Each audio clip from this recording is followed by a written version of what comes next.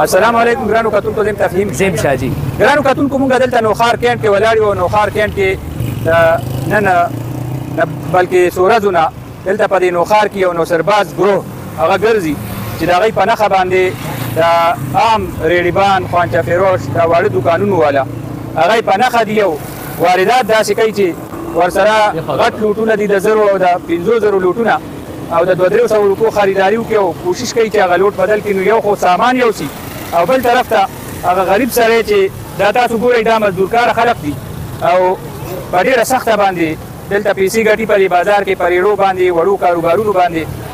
نو داسې سړي نه، داسې خلکو نه 4-5 روپۍ الټا نورې مو وایي. څو ورځو نه دلته دا دنده شروع ده. نو زموږ د دې ویډیو مقصد یو دلته د دې ټول نوخار دا خلک آګاه کول دي، تاجرانو له خبرداری ورکول دي، که هغه وړوکی دی که غټ دی، چې دا 1000 او د 500 لوټ تاسو له څوک درکوي چې هغه لږ ګورئ او داسې که څوک مشکوک سړی درته میلاویږي نو فوري طور باندې تاجرانو له پخپله ورکوئ چې هغوی غم کوي، پولیس له ورکوي او د هغې کاروایي کوي. انشا به یې څه به وایي دا نن چې کوم صورتحال شوی دی د برګرو نه بیا تپوس کوو. حافظ صاحب، دا نوخار داسې شعر دی، دا ښار ناپرسان دی.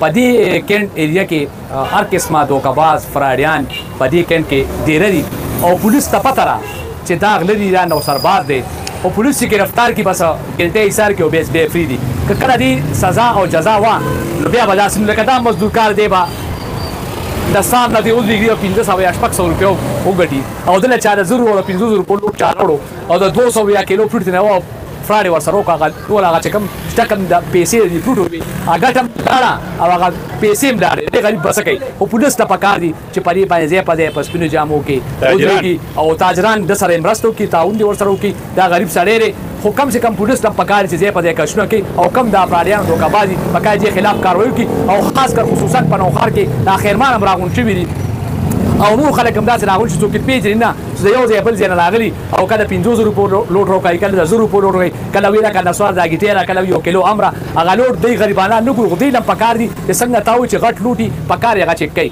او چې وړوکي لوټي 100-200 روپو ورکوي خیر دی او کم سے کم د 1000 او د 500 روپو لوټ دی چې کوي پخپله نو بیا به افراډ ختمېږي او پولیس ته باقاعده هغه کې اجازه سړی راغلی خو سړی به دی لیدلي مې اجازه سړی راغلی ډېرې پولیس ته وایي خلک دي دی نه تپوس کوو څه دا ملګري دي چې دا څنګه شکل کې وو، په څه ګاډي کې وو، که همداسې ګرځي. نوم دې څه دی؟ نوم مې مقبلي. تا دلته څه چل شوی؟ دلته بابا نه لوټ را ورکړو 5000. دې ریډي والا نه؟ هغه ته یې ټاڼې ته لاړو. او دا کوم ځای دی بابا؟ د وزیر ګړی. وزیر ګړی دی. او څومره پیسې دې نه ورکړي؟ 5000 روپۍ او شلتالانې ته نه غوښتل 1 کیلو به شي یا 2 کیلو. او دا کسان څنګه وو؟ کسان وایي موټرسایکل باندې راغلي. موټرسایکل هم نه او دی ولاړ دی. موټرسایکل باندې راغلي و، داسې پټه پټه ګیرې وه د یو کس او یو ورسره شاته بل ناست و، یو کس چپړې هم نه وې اچولې او دغه رنګې راغلي و. بس بابا نه 2 کیلو شلتالان وایسته او 5000 یې وله ورکړو، هغه دیسي ووه. ګرانو کتونکو، دا معمولي خبره نه ده. دا دلته کې غټو دوکانونو باندې مرتې شوی دی، غټه خریداري هم کولی شي. د 500 لوټ یو غریب سړي دپاره دا کم نه دی او هغه نه بیا د هغه 500 پسې 4-5,500 پسې 4-5,000 روپۍ هغه نه وړي د هغه د جیب نه وباسي.